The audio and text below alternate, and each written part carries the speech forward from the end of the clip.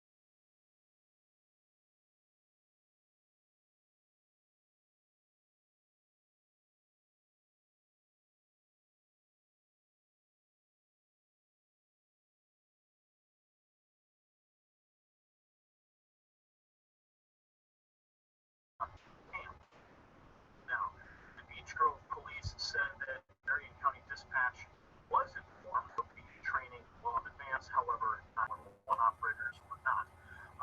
Bonnie, the eyewitness, said that he feels safe knowing what was going on. I wonder if he feels safe knowing that there's a possible FEMA camp in his backyard. The next quote here, quote, if you hear it's training and they're out there protecting us and keeping an eye on us, it makes me feel a little bit safer, he said. Now, there was outcry on Twitter, the article continues, where one user wondered if we had gone to war and nobody had mentioned it. Now, the article also states that anyone know what's going on in the sky above Beech Grove right now? Did we go to war and no one mentioned it? That was Mary at Trusty Chucks. The Mary Graham is the Twitter account. Anyone else seen about half a dozen black choppers flying super low at the Beech Grove area? Also sounded like gunshots and explosions. So, my friends, this is serious news report because it almost validates the claims of years ago where the military has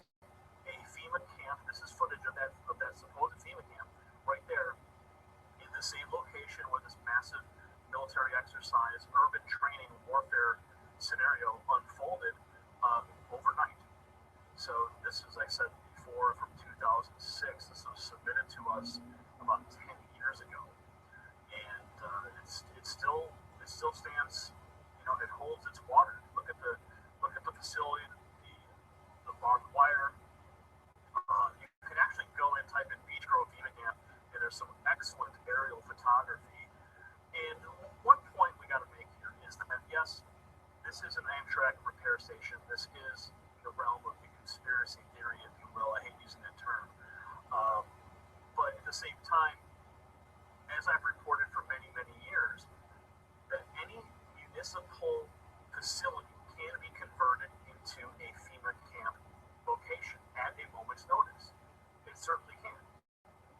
So there's, it could be a stadium. It could be a high school gymnasium. It could be even a massive compound like you're looking at right here in Beech Grove, Indiana. It's got watchtowers. It's got, all the processing abilities to have trains enter into the facility with large amounts of people. So again, this footage back from '06, and this training exercise only validates the possibility that this is in fact a FEMA training camp.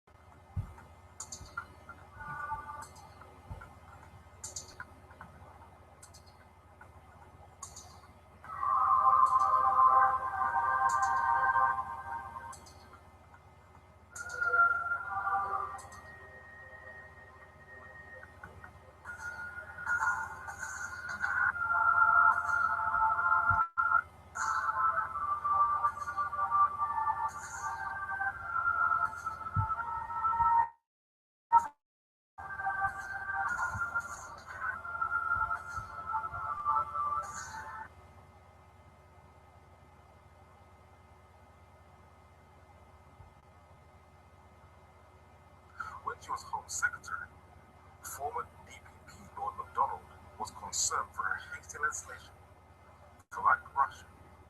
Christian preachers, buskers, and peaceful protesters could effectively be driven off the streets under draconian new powers designed to clap on anyone deemed annoying, according to a former director of public prosecutions. Lord MacDonald QC said Theresa May, the Home Secretary at the time of this article, planned for new civil injunctions to replace antisocial behavior orders as those amount to gross state interference with people's private lives and basic freedoms. Google has been given access to NHS medical records without consent of civilians in the UK, and this is how far the field is everywhere. How is this all possible? Think of it as a Google search, except instead of searching all of what people think public, we're also looking at everything they don't. I know about your conversations.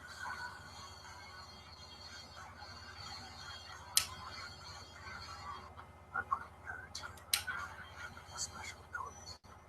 He's coming. Stop right there.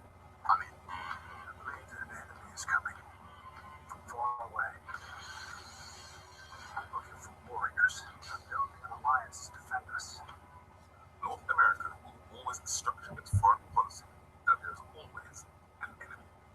That is the only way it can continue to justify using its $1 billion budget, an excuse to continue to partake in more and more endless wars. But a far more older power also cleverly helps to shape its political landscape. Pope Francis I is a bishop and a geopolitician who heads a religio-political system and can use both titles when it is most convenient. He recently took part in a live televised broadcast at Ecumenical Service Gathering called Filling the Mall, together 2016 in Washington, D.C., that had to be cancelled halfway through because there were too much heat stroke casualties. God cannot bless error. But he still has a huge support network in America via Hollywood, and the biggest names like Antonio Banderas recognizes the authority of patriot supremacy. When the Pope visited the USA in 2015, he was cleverly laying a groundwork for one of the biggest events on the entire planet, the US elections. The world is watching. They kind of have to. Whether you like the chosen candidate or not, decisions that are made in North America affect the entire planet, as we shall see in a while. Time magazine showed a striking similarity between the two kingdoms in these elections. It asks, what does Tim